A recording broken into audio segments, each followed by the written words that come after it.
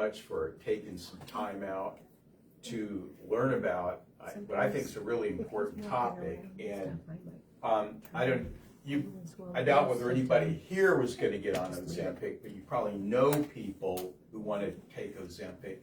So the genesis of this talk got started about 6 or 8 months ago when Kathy at Natural Grocers, who helps me schedule my talks, asked me if I would put together a talk on Ozempic because so many of her customers ask her about it. And so she wanted me to do a talk really diving into it. So I said, well, you know, right now I'm not the expert on Ozempic, but I can do a lot of research on it. And that's what I did. I started doing research, and the more I dug into it, the more things I found, and that's how this talk got started. So as most of you know, I'm not the biggest fan of pharmaceuticals. Do I think they're necessary at times? Yes. But this is a good example of why I'm probably not a fan of them. So is there a better way to understand weight loss? So how did it start? Ozempic started with a Gila monster. So it's the old Gila monster trick. I'm sure you guys have heard of that, okay? So this guy here in the 1990s, John Eng, he wanted to find out why Gila monsters hardly ever have to eat. You know, now I've never, thought about that at night in my sleep. I mean, I think they're kind of cool lizards, but I've never, that's never something that I thought about. But I thought that was pretty clever, that this guy thought about that and investigated it. So he did research. So the whole Ozempic issue stems from research on a hormone found in the saliva of these lizards. Now, as you know, Gila monsters are pretty venomous. I mean, if they bite you, it really hurts, and it can cause some problems. But that's how it all got started.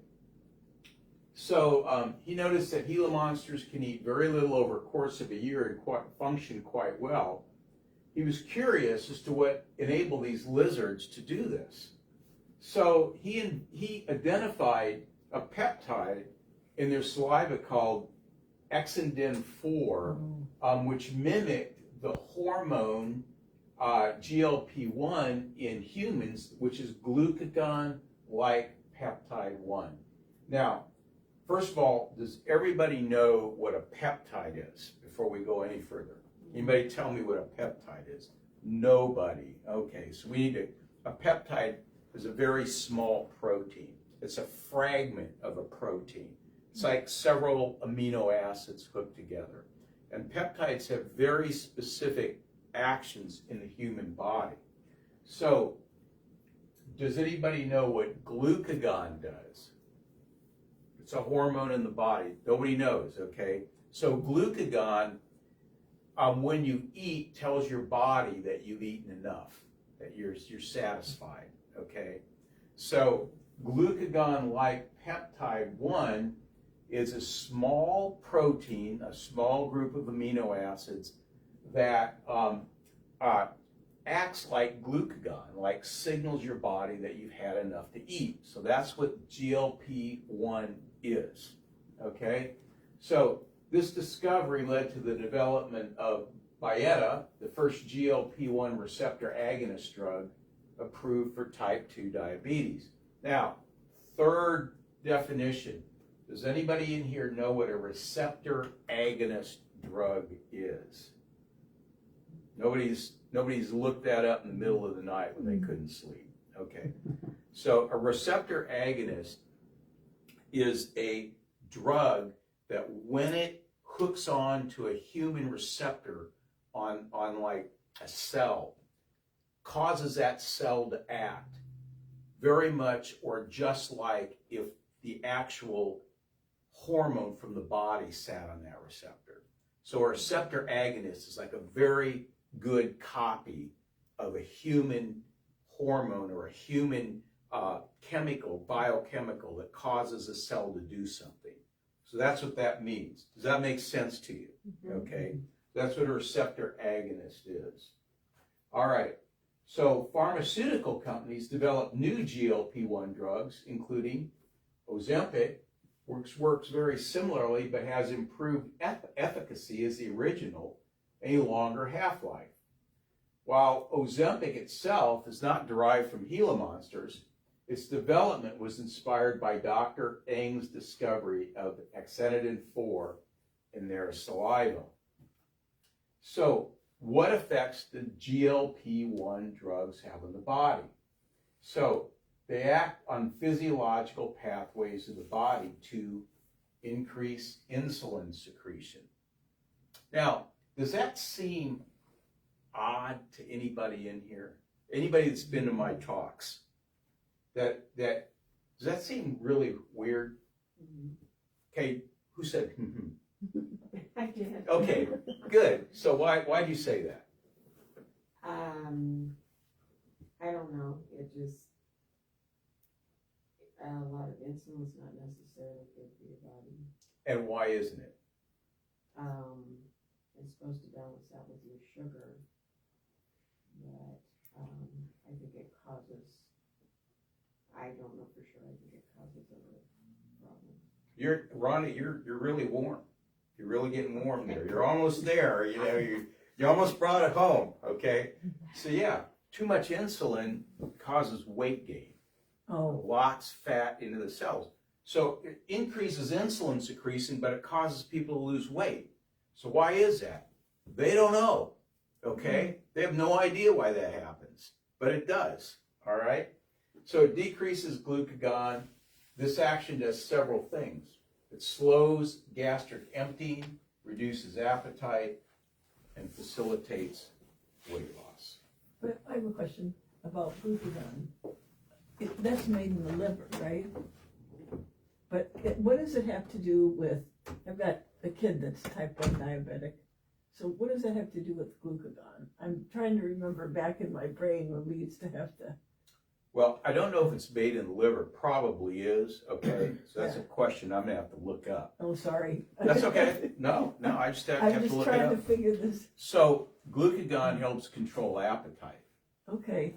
All right, and so you need glucagon to help regulate appetite. Okay. That's what that's for. Yes. Okay. So those first two items there, doesn't that act against what the effects are? So if it increases insulin, then that would mean that it would also increase your possibility of gaining weight, yet it decreases the weight. And then if you decrease the glucagon, then it would tell your body that eat more, you need to eat more, you're more hungry. So then how could that have the opposite effect of what it's actually doing to your body? That's one of the things that they don't quite understand about how that works. Oh. Okay. That's yeah, they don't quite understand yet how that can be. Okay. So GLP-1 drugs slow gastric emptying, they reduce appetite, they facilitate weight loss. Now, other effects of GLP-1, and these are good things. These are good. So we have GLP-1 in the body. Okay, we make that. Okay, and I'll tell you how to stimulate that later on. Offers some form of neuroprotection and cardioprotection, decreases gastric acid secretion, decreases fatty acid metabolism, decreases gastric motility, increases diuresis or urine output. Okay, so but in the body it's balanced. Okay, and that's really, really important, because what do drugs do? They tend to throw the body out of balance. All right. So due to these mechanisms, this class of medications they're getting really popular. Okay, I mean, this Ozempic and the drugs that we're going to talk about, I mean, they're exploding in popularity, because think about this. It's like you don't have to do anything different. You don't have to exercise. You don't have to change your diet. You just take a drug and you lose weight. I mean, that's the magic pill that everybody's been waiting for. All right.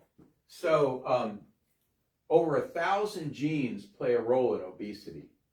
Obesity is really a disease of the brain, and how the brain reacts with the GI system and blood sugar. Ozempic diminishes food chatter. It sends post-nutrient hormones to the gut, brain, and pancreas, allows for feeling full, and disrupts the brain's reward center. All right, so this can be bad as well, because when Ozempic slows digestion and you're taking like antidepressant drugs, those drugs aren't going to work very well at all. And so part of the issue with Ozempic is that the suicide rate has gone up because these people are just depressed because of this issue right here. I'm not saying everybody that takes it commits suicide, but they have noticed that it has gone up. So Ozempic is really aggressively marketed with the FDA, and there's this like unholy commingling of the FDA with the pharmaceutical industry, and that's what you're seeing here. And so Ozempic's manufacturer, this is just crazy, but this is true. They paid civil rights groups to lobby for the drug, framing any opposition as perpetuating systemic racism. That's just ridiculous. Yeah. But that's the way this is happening.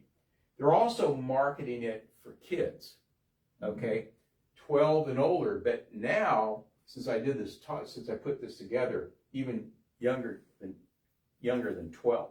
Okay, so these are bodies that have not yet developed. They've not reached puberty. They don't know. This drug has not been around long enough. They don't know what's going to happen to these kids. But you know, and this is just my own comment. It's pretty sarcastic. As long as they make their money, it doesn't matter. That's really the way I look at it. You know, so here's some of the known side effects of Ozempic. Number one, 50% of the weight loss is muscle and bone. Okay, 50%. All right. So it acts like just like you're starving. Now, what does muscle do in the body? Why is that a problem when you lose muscle? Why is it an issue? So What's the problem? Sarcopenia, right? Okay, and what's sarcopenia is the scientific term for loss of muscle. Yeah, that's correct. So, but what's the problem with that? Why is that an issue? Can't carry out your activities of daily living is one thing. Okay, so you're going to lose strength. Okay, but there's another problem that I'm trying to get at.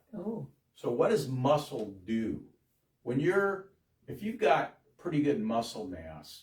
What does it do when you're not doing anything? When you're just sitting down and reading a book, what does muscle do? Have like atrophy or something?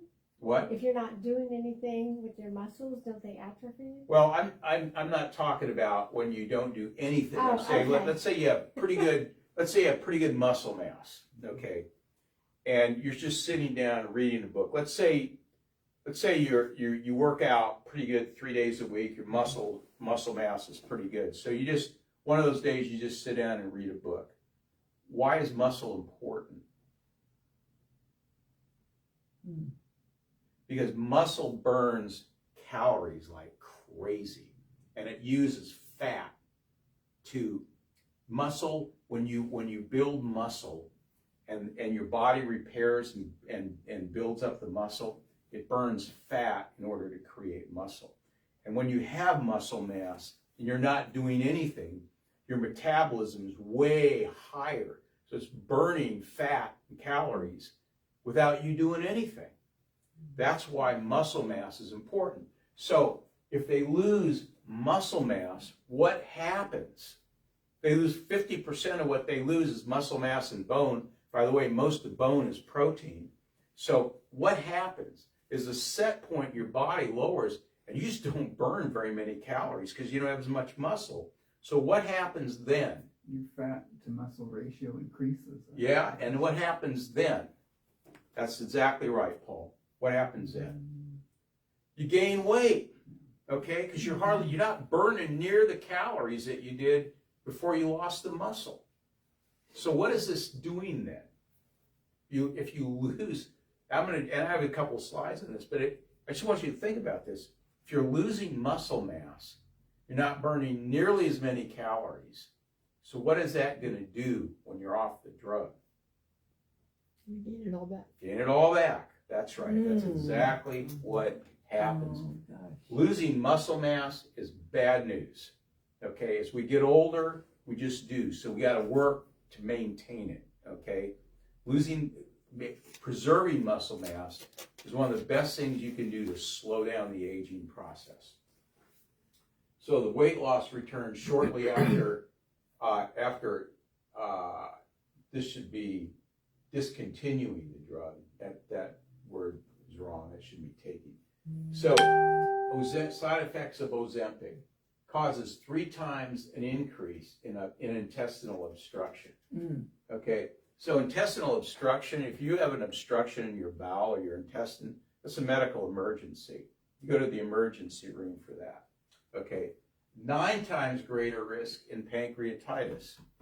So, can you think of one thing that is the most common cause of pancreatitis? Right now? Statins. What? Taking statins. I don't know. I didn't know that. That's how I got it. Okay, there you go. Okay, I was thinking alcoholism. Oh, Alcoholism is like the #1 cause that I know of pancreatitis, but I won't argue with you, Carmen. Okay, because you've told me that before. Now I remember. Okay, so 4.2 times the risk in bowel obstruction. Okay, which is a little lower down than intestinal obstruction, but again, it's a medical emergency. I've seen nature shows where they've had to operate on lions, in the zoos with intestinal obstruction because they ate some animal and they got a hoof stuck in their bowel, and the lion just goes off and ready to die. So it's bad for animals, bad for humans. Okay, 3.7 times greater risk of gastroparesis, which means you can barely eat because the stomach is constantly full, or the stomach loses its ability to work altogether. Okay, and 1.5 times greater risk of gallstones. So what's one of the, I wouldn't say complication, I guess you could say, one of the effects of having your gallbladder removed? Anybody know?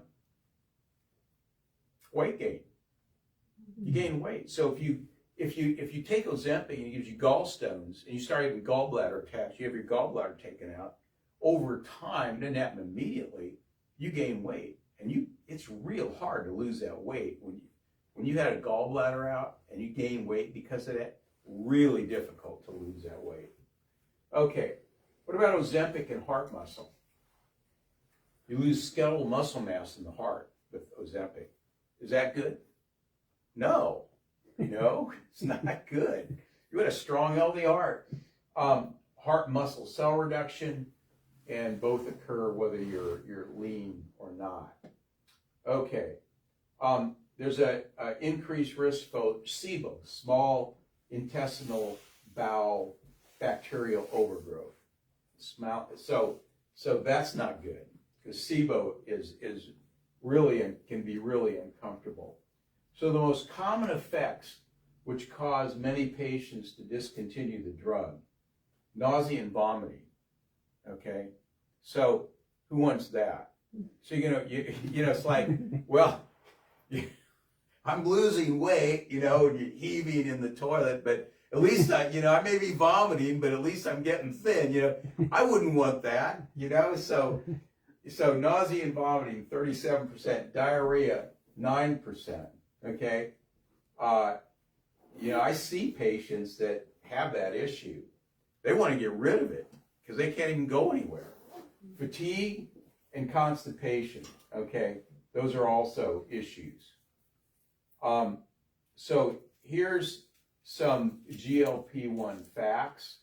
The GI tract is the largest hormone secreting gland in the body. It releases more than 20 different peptide hormones. GLP-1 lines both the gut and the brain. So the GLP-1 drug trials lasted about a year. Led to Ozempic, 19 pounds of weight loss, Wegovy, 27 pounds, and 3.5 inches off the waist. Manjuro, 45 pounds, 5.5 inches off the waist. So when you think about this, 45 pounds and half of that, 22 pounds is muscle. Man, what do you have left? Not much, okay? So, and after a year, weight loss tends to stall, okay? So you don't lose anymore. Most people start out obese and they end up obese. As I said, weight resistance can cut muscle loss by 50% or more. And a lot of people that are on Ozempic, they get this kind of hollowed out face, which isn't real attractive. I wouldn't say everybody does, but a lot of people do. So the cost to make Ozempic per dose is about $5. They sell it $1,000 to $1,300 a month. That's a pretty high profit item. I promise you, I don't get that return on the supplements I sell in my office. I wish I did, but I don't, okay? So, as with many pharmaceuticals, this problem does not fix the underlying issue, but creates these intolerable withdrawals. It makes it great for the pharmaceutical industry. So, how much does it cost? In Canada, it costs $155 a month to take Ozempic. Germany, $59, the UK, $92. The United States, $1,349. Now, I heard that they were, these compounding pharmacists were making Ozempic or GLP-1 drugs at a lot lower cost, but that became illegal like last week or the week before. So Novo Nordisk can distribute Wegovy for $40 a month and still earn a 10% profit. So the pharmaceutical companies making a lot of money off of it. And in my opinion, again, this is just my biased opinion. I think the pharmaceutical industry exists primarily to make their shareholders richer, not to get people better. That's my opinion, okay? Some of you may disagree. That's what I think. Okay, so half of all adults in the United States are interested in taking a prescription weight loss drug. 93 million people in our country meet the criteria. The U.S. list price is $12,000 to $16,000 a year.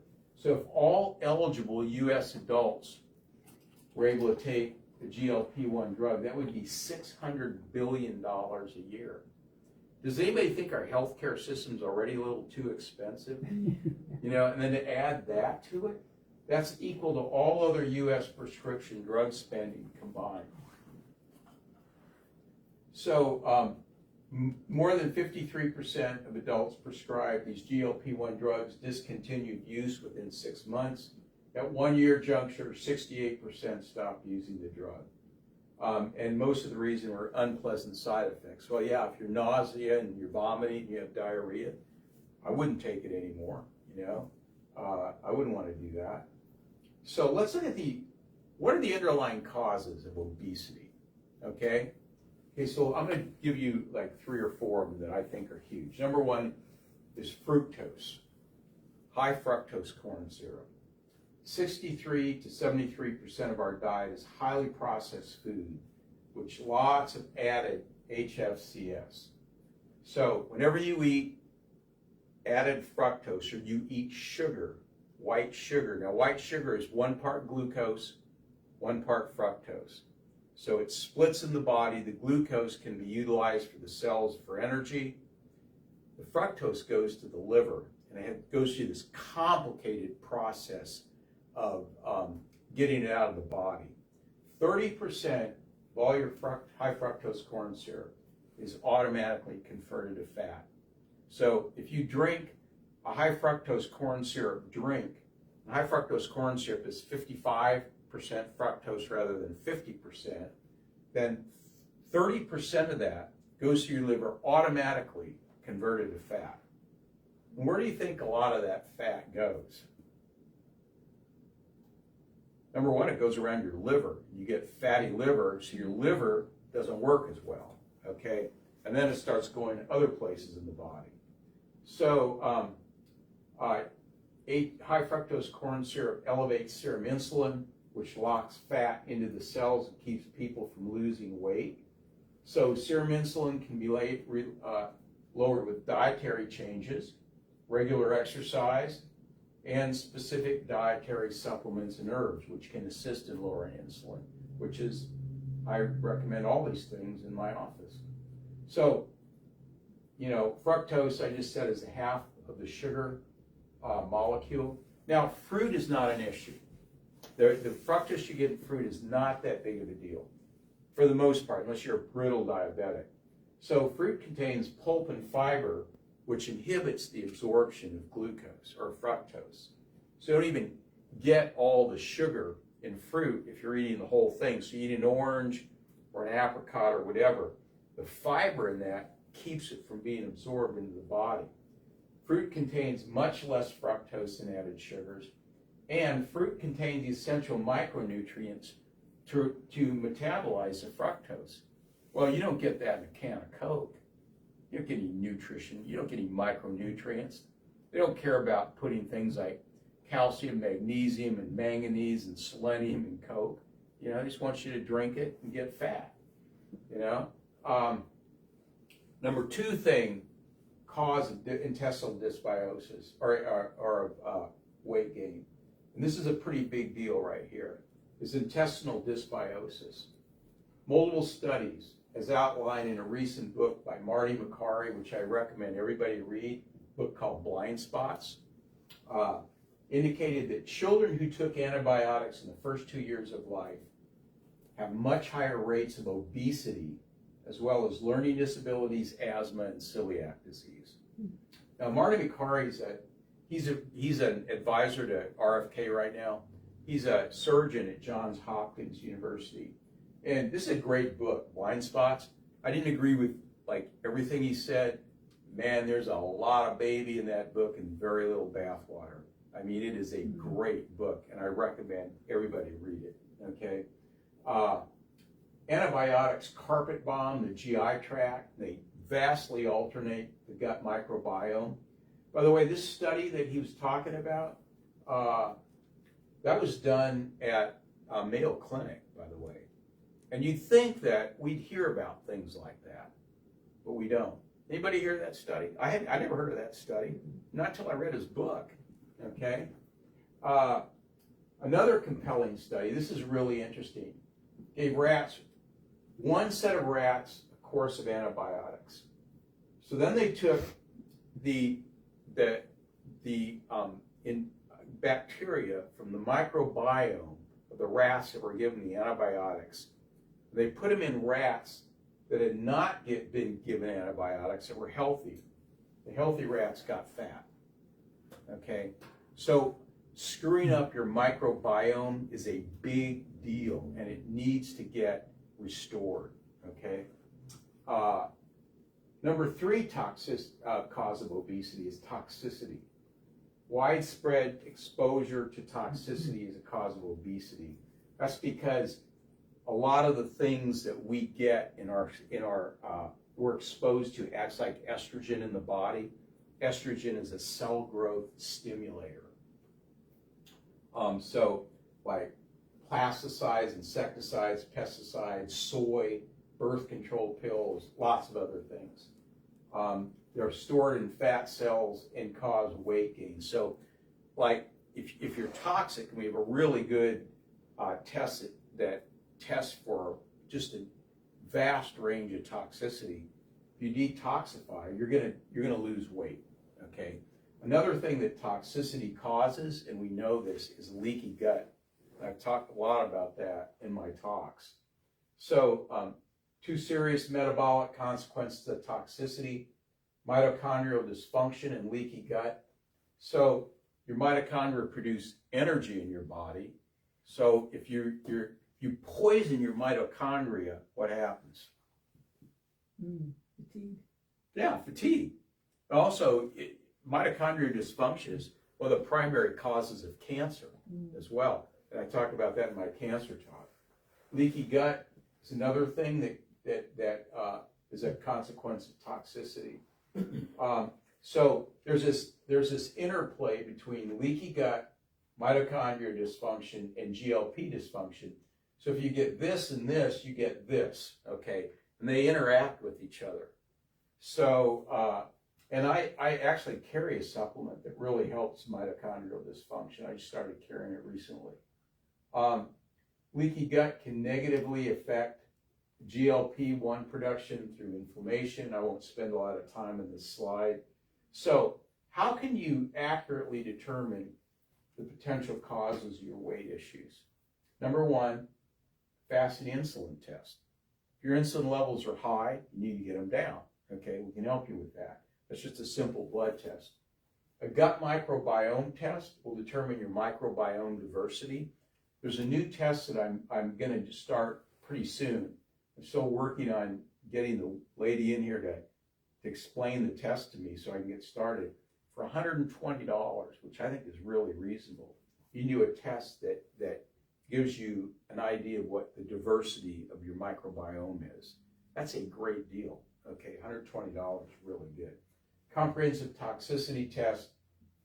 I took this test myself in March. Found out that I have some toxins in my body that I didn't know I had, like perchlorate. I have high levels of perchlorate. Do you know what that is? Anybody know what perchlorate is? It's rocket fuel. Where'd I get that? I don't know. You know, that's what, you know, that big, huge explosion they had recently in that port in Iran? That was perchlorate that blew up. I'm going, how did I get that? I mean, it was off the chart on this test. I'm going, is that in our water? Where is that? How did I get that? I don't know. You know, but I know I have it, so I'm detoxifying. So doing this, this is a really good test. Any of these tests are really, really good to find out why you can't lose weight. Okay, so nutritional considerations. You want to eat balanced meals, okay? Whole food, all right?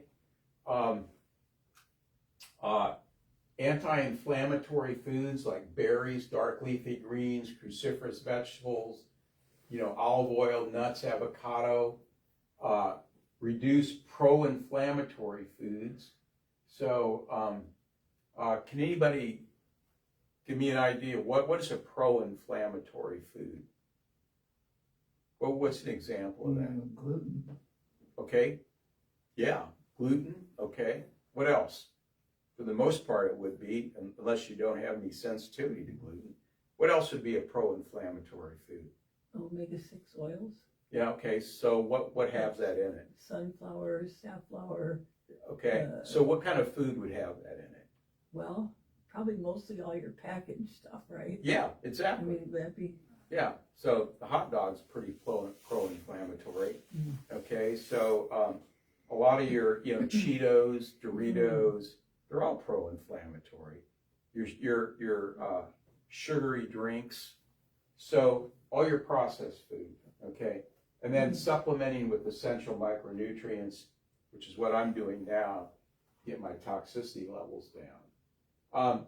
Here's how you activate GLP-1 naturally. So berberine, which is a product I use in my office all the time, ginseng, green tea extracts, so drinking green tea helps, pomegranate, certain probiotic strains like Akkermansia is really good for that, bifidobacterium, omega-3 protein.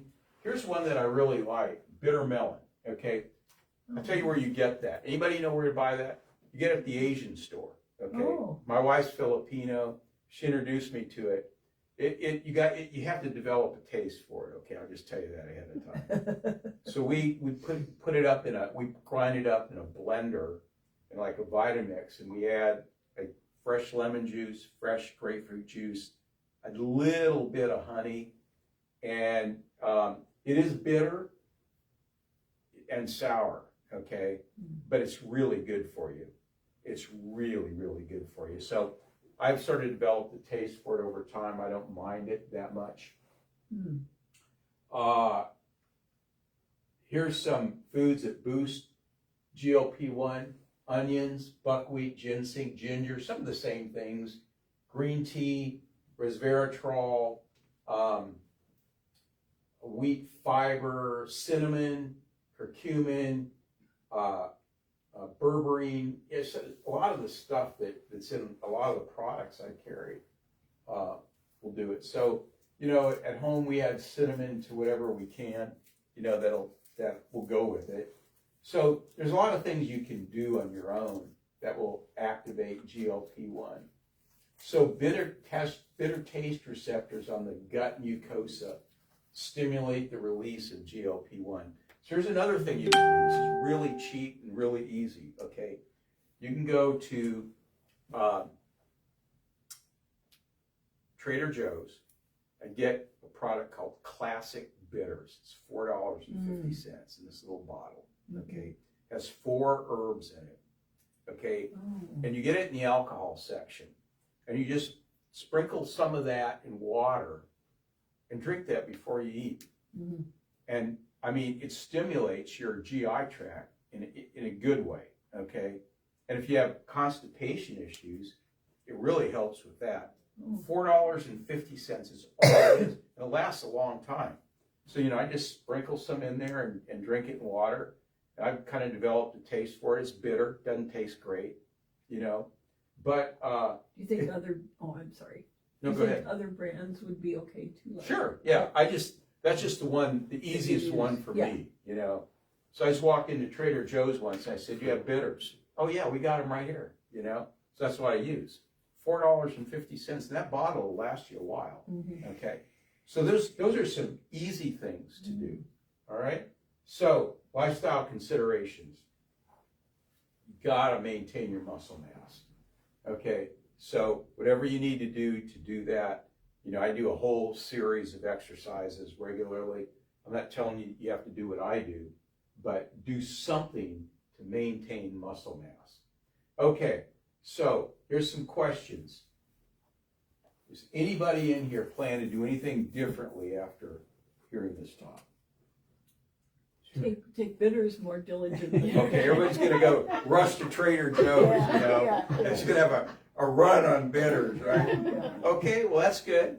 Okay, so that's good. So here's a question I have: who do you know that needs this information? Who do you know that? Does anybody know anybody that's on Ozempic or wants to take it? Anybody that wants to have a quick fix. Yeah. I think about wedding month is coming up in June. People want to lose weight real quick. I think this is an answer to them. So if you can warn them about some of the side effects and stuff. They're not going to lose all that weight in just a short period of time. Yeah. So is Ozempic really for type 2 diabetes? Yeah. And then, how do people just get it for just weight loss? Have you heard it advertised on the radio? I have. Well, I see it on TV, but Yeah. I wondered, don't you have to have a prescription for it? Well, theoretically, but I think you'd probably get it if you really want it. And I don't know what these people are charging for it, but yeah, I thought you did, but they're talking about how easy it is. I have a niece that's on Ozempic. She has a figure of a teenager, and she just wants to keep her figure. She's 35. Oh wow! So she takes Ozempic to do that. That's the dumbest thing I've ever heard. Okay, what if she gets gastroparesis? What is she going to do then? No, my daughter's a nurse, and I have a friend who's an ER nurse. There's people in the ER and hospital with gastroparesis because of that. Yeah. Oh. Yeah. Exactly. And it's very, very painful. And sometimes you can't reverse it. There's not much they can do for it. Right. It's bad news. So don't, but people take the drugs and they think, well, I'll never have any of those 400 side effects that they have, that they talk about on TV. Really? You better be careful because you might. Okay. So, what I want you to do is just tell people about this information. Okay, if you can. You want the slides. I have several slides after this I just pulled out because it was just too long. I'll email you the slides. You know, they're not like copyrighted or anything like that. Just let Carmen know, and then I'll make sure I'll email them to you. I have a question. Are there other drugs like Ozempic that cause the same problems as Ozempic? Yeah, I mean, like the Wegovy, Okay. the others, yeah. There, I mean, this is like the new like gold mine for the pharmaceutical industry. They're gonna mine this thing until they can't do it anymore. So they're gonna make all kinds of different receptor agonists, and they're gonna get better at doing this all the time. It's like computers, you know, remember how slow they were at first, and they just got better and better and better. And that's what's going to happen here. But there's going to be a lot of people that are going to suffer because of that. Yes. What are some of the withdrawal symptoms you mentioned that are so awful that would keep them on that, even with all the side effects? Oh, well, first of all, they get this this tremendous weight gain back pretty fast, and they don't want that. So that's a big one right there. They get this the weight comes on pretty quick after you stop the drug. So they feel they need to stay on it.